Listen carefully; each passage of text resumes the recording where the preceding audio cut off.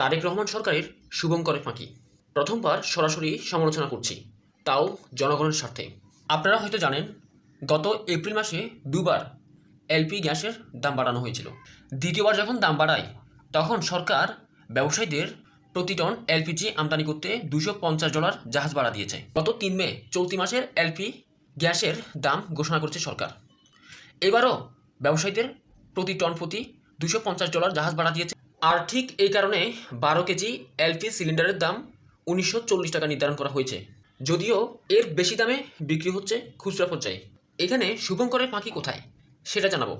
আপনি জানলে অবাক হবেন, প্রতি টন এলপিজি আমদানি করতে জাহাজ ভাড়া এবং প্রিমিয়াম মাত্র $80।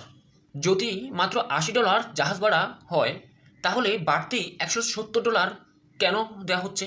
বাংলাদেশে প্রতি মাসে প্রায় 1.5 লাখ টন এলপিজি আমদানি করা হয়।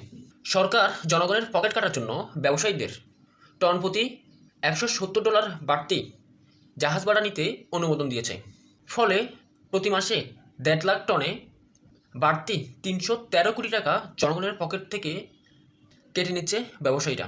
অথচ সরকার চাইলে কেজি প্রতি উল্টো 20 টাকা এলপিজির দাম কমাতে পারত।